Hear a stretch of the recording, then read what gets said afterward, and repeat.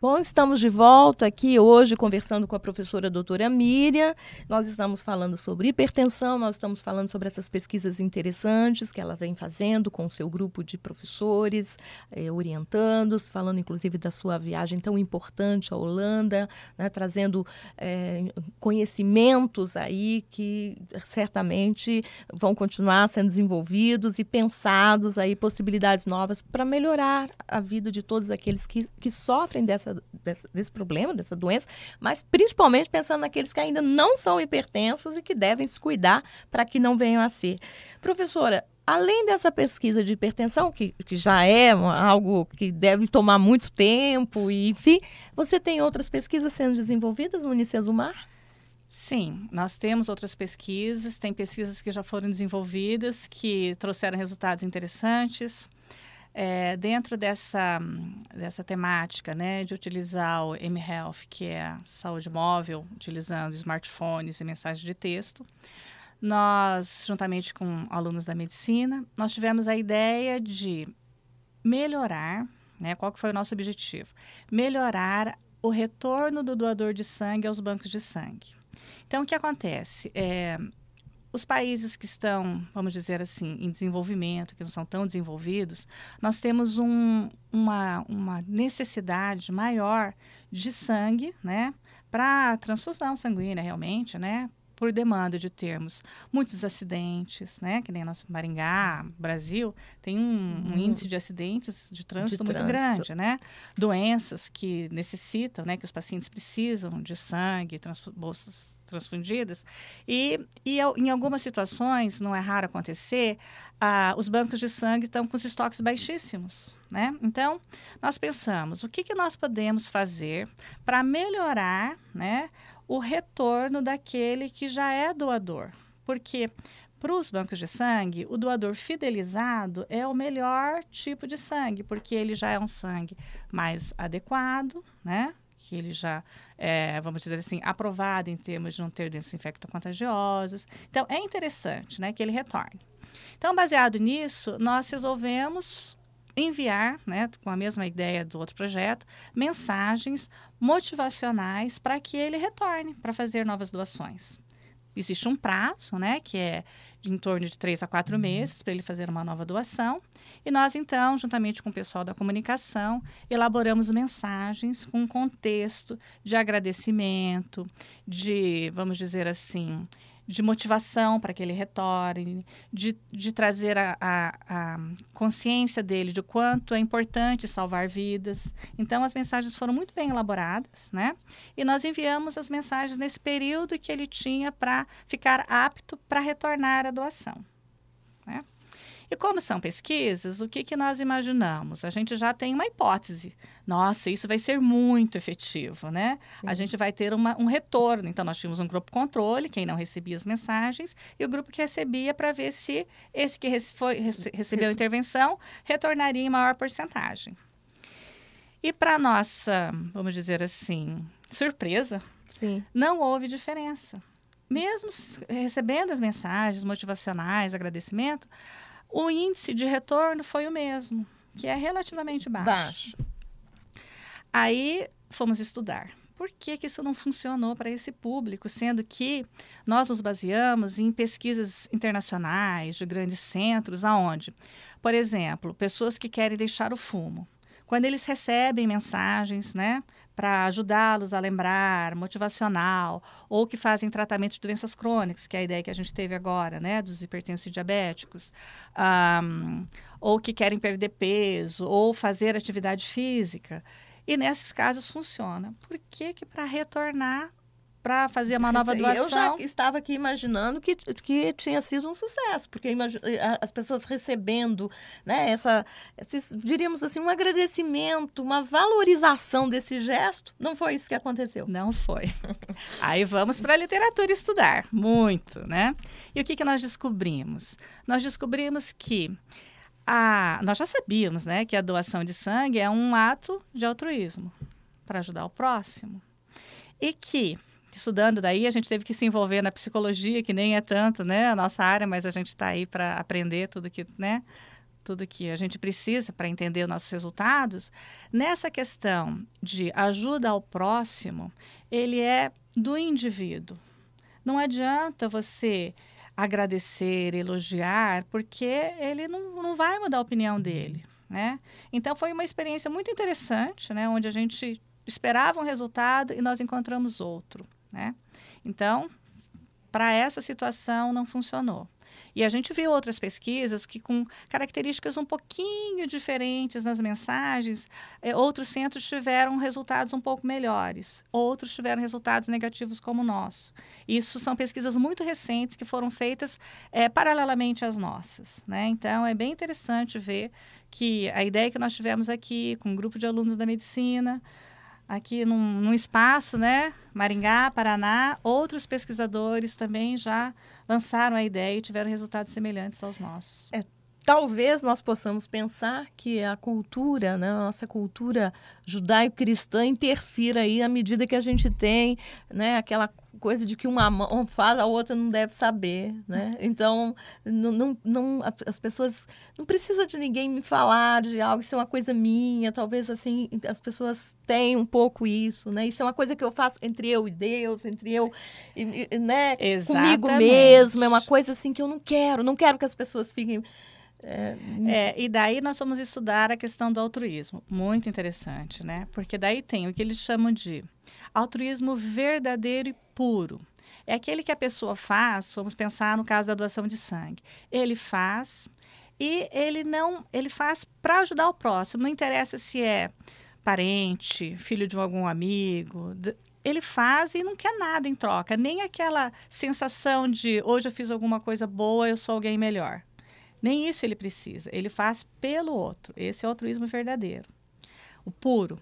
Aí, estudando essa temática, né, nós encontramos aquele que ele tem o altruísmo de brilho quente, traduzindo do inglês para o português, que é aquele que faz, porque naquele momento que ele faz uma boa ação, ele se sente bem. Isso já é uma recompensa. Eu fiz uma boa ação, eu me sinto bem, né?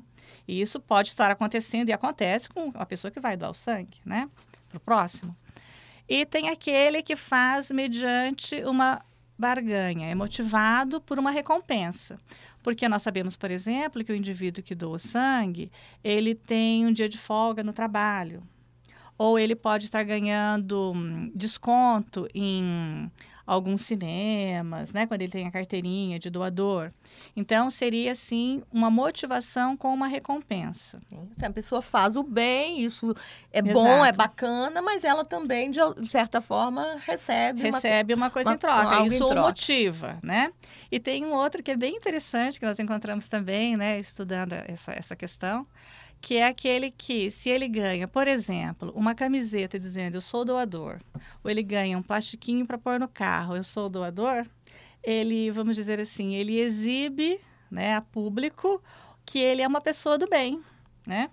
E pensando como pesquisador, nós precisamos do sangue para salvar vidas. Não interessa qual o método que você utiliza para que aquela bolsa esteja lá naquele dia, onde é extremamente necessário para salvar uma vida. Salvar uma vida, isso. Então, se isso funciona, que seja utilizado, né? Então, é assim, nós começamos uma pesquisa com uma ambição, achando que resolveríamos o problema, né, de um dos bancos de sangue de Maringá, que nos cedeu o espaço para desenvolvermos essa pesquisa, e descobrimos que não é bem assim. Então, as pesquisas nos levam, né, a caminhos que a gente não espera. Por isso tem que fazer pesquisa, senão já estaria certo. Né? Essa é a grande questão da pesquisa, né? A gente faz justamente, às vezes a gente vai com uma quase certeza, né? Exatamente. Que a gente vai, vamos só referendar isso, e as coisas não acontecem muito assim. Dentro da nossa hipótese, né? Vamos assim dizer, de pesquisador. Mas é interessante, né, para quem está nos ouvindo e pensa em trabalhar com pesquisa, independente de que área, que resultados negativos nos fazem crescer mais. Porque o que eu e o professor Tiago, né, nós somos parceiros nessas pesquisas e os alunos envolvidos, o que nós tivemos que estudar e entender, porque nós não nos demos por vencidos. Nós não falamos, não foi o resultado que nós esperávamos, mas nós queremos publicar esse resultado. Esse resultado negativo vai ser referência para outros pesquisadores, né? O que nós podemos utilizar, de repente, dessa mesma tecnologia móvel, de mandar mensagem, seja por WhatsApp ou por qualquer outra forma, que pudesse ser melhorado para ter um resultado melhor, né? E nós realmente escrevemos o artigo, traduzimos ali na unha para o inglês, né? E submetemos para uma revista. Estamos esperando o resultado dessa publicação. A gente está bem otimista, porque a gente acha que um resultado negativo, ele pode ser muito útil, inclusive, para a comunidade científica. Professora Miriam, o que a gente percebe na sua conversa é que realmente a Unicesumar está investindo muito em pesquisas. O mestrado em promoção de saúde é um ganho enorme, porque a gente sabe que é um mestrado que professores de diferentes áreas de atuação, né? Essa interdisciplinaridade que hoje é algo muito necessário na ciência, o conhecimento é múltiplo, né? As fronteiras disciplinares estão cada vez mais próximas e assim, a conquista do título de Universidade Promotora de Saúde, tudo isso é uma conquista não só para o Sesumar, é uma conquista para Maringá, para toda a nossa região. Para a comunidade, né? Pensando assim nessa questão da Universidade Promotora da Saúde, para talvez, né, para o público que não entenda bem o que seria isso, seria o ambiente acadêmico com ações de promoção da saúde. Então, seria como que nós podemos ter situações, ações, espaço físico, né? Enfim, várias questões que nós podemos implementar, e muitas já estão implementadas, por isso nós recebemos esse título, né?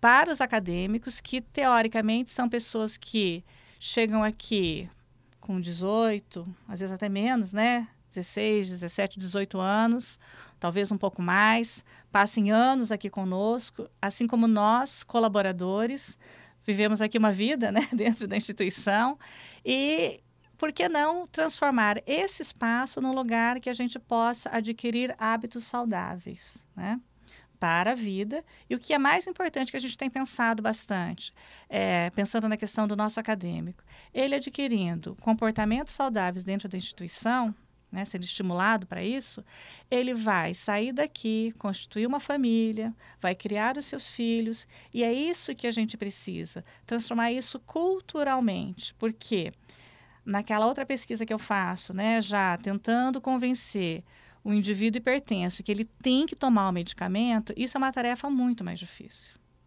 Nós estamos tentando, né? Mas a gente sabe que mudar hábitos, mudar ideias, conceitos é difícil. Agora, se a gente começar isso agora, enquanto nós estamos dentro da instituição, que os nossos alunos acadêmicos, eles são jovens, eles podem incorporar isso com mais facilidade, aí a gente consegue enxergar realmente um futuro melhor, né, para a nossa população. É o que a gente espera. Afinal de contas, a saúde é algo que todo mundo, não é nem precisa, todo mundo quer ter, né? Todo mundo quer viver saudável, todo mundo que perde aí a saúde por alguma razão, a vida toda desestabiliza de toda a família. E só se percebe quando isso acontece, né? Coisas pequenas, uma gripe. Pronto, que a gente costuma dizer que é só uma gripe, a gente não leva muito em conta, é capaz de deixar a gente, né, assim, bem para baixo, trazendo complicações no trabalho, a gente precisa faltar no trabalho, a família, tudo se desorganiza, né? Então, porque no ambiente acadêmico, nós temos várias temáticas importantíssimas, né? Algumas mais leves, como cuidar da obesidade, né? Cuidar dessa questão do sedentarismo, da necessidade de atividade física. Esses temas são temas que todos nós sabemos, alimentação saudável, mas no ambiente acadêmico nós temos outras questões importantes, né? Nós temos a saúde mental, né? Muitos alunos com depressão, com muita ansiedade, né? proveniente das questões, sei lá, financeiras, políticas, familiares, né? As então, exigências do mundo, né? Exatamente, cada vez o maiores. profissional, o futuro desse aluno, a inserção no mercado, as cobranças, né, da sociedade. Então, a gente precisa criar um ambiente saudável na questão da saúde mental. E nós temos também, ainda no ambiente acadêmico, a questão do excesso de consumo de bebida alcoólica, né? E outros hábitos que acontecem entre os jovens. Então, tudo isso são questões que, quando a gente fala em saúde, né, nós temos que focar também. Bem, nós conversamos hoje aqui, tivemos esse bate-papo agradável com a professora doutora Miriam Ueda Yamaguchi, falando para a gente aí das suas pesquisas dos doutores, do mestrado em promoção de saúde, do Unicesumar, e acho que foi muito válido para todos nós. Vamos refletir sobre isso que você falou, hábitos saudáveis. Acho que a gente termina essa conversa, nosso bate-papo, com a esperança de que cada um de vocês reflita sobre como ter hábitos saudáveis. Eu sei que é difícil a gente mudar, a gente que tem preguiça de caminhar, a gente que gosta de comer uma comida mais salgada, mais gordurosa. mais doce também. Doce. Enfim, pensar e buscar aí meios para que a gente viva com saúde, porque ter saúde é também ter um pouco de felicidade. Com certeza. Um abraço para vocês e até o nosso próximo encontro. Professora Miriam, muito obrigada. Eu que agradeço. Foi um prazer recebê-la.